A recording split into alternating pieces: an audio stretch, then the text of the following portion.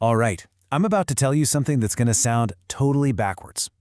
What if the secret to selling way more stuff was to try and sell it to way fewer people? I know, sounds crazy. But stick with me for a few minutes and I'll show you why this is probably the most important idea in e-commerce today.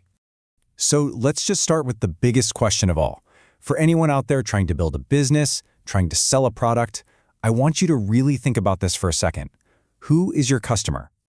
Now, if the first thing that popped into your head was, well, everyone, or, anyone who likes cool stuff, hey, you're not alone. That's what most people think. It feels right, doesn't it? You want the biggest market you can get. But it turns out that's one of the biggest, most expensive mistakes you can make. And here's why. Here's the punchline. When you make a product for everyone, you end up with a product that appeals to everyone just a little bit. And a little bit does not get people to pull out their wallets. It doesn't create fans, it doesn't create buzz, and it sure doesn't build a real business. Okay, so let's talk about this trap. The sell to everyone trap. It's so tempting, right? It looks like this huge, wide-open opportunity. But really, it's a dead end. Let's dig into why. You gotta understand, for someone to actually click that Buy Now button, something has to happen in their brain. There's this tipping point they have to cross. They need to feel like your product isn't just kinda cool, but that it was made for them.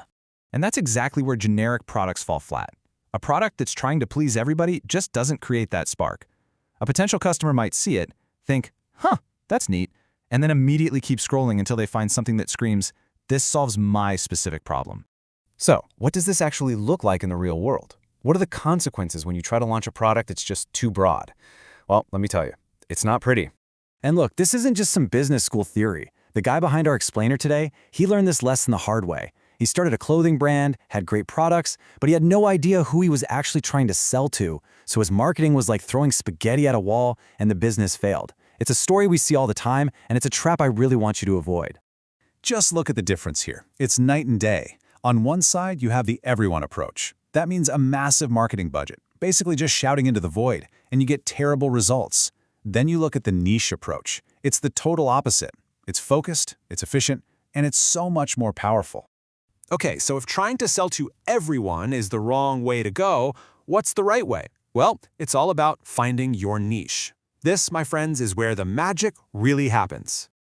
So what even is a niche product? Well, it's usually something that, when you first see it, you might think, who on earth would buy that?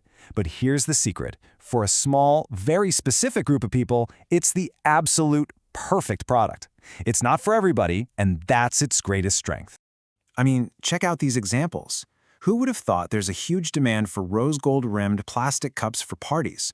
Or a journal with super specific questions and prompts aimed at, say, new entrepreneurs? These products are genius because they're not for everyone. They're for someone, and that someone feels totally understood. All right, so you've found your niche. Now what? Well, this is the part where everything starts to get way, way easier, especially your marketing. It stops being guesswork and starts becoming a science. Just look at this. When you know exactly who you're talking to, you stop wasting money. Your marketing budget can be way smaller. Every single dollar you spend is more effective.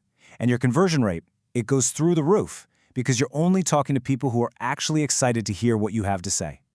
So this is your homework. You need to get absolutely obsessed with your gold buyer. Who are they? How old are they? Where do they live? What do they love? What do they hate? What do they value? The more detail you can get, the better. This person becomes your North Star for everything you do. And you know what the best part of all this is? You don't have to invent something completely new from scratch. The smartest business owners don't do that. They find something that's already selling, and they just find one way to make it better for their specific group of people. So how do you find that one small thing to improve?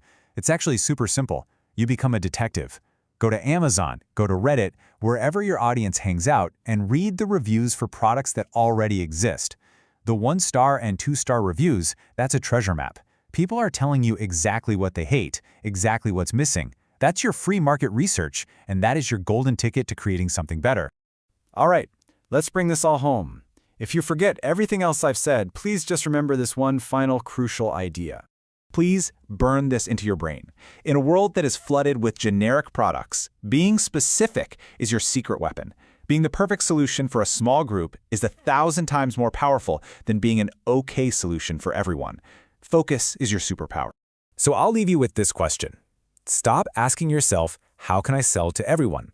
Instead, start asking, what small, passionate group of people can I serve better than any other business on the planet?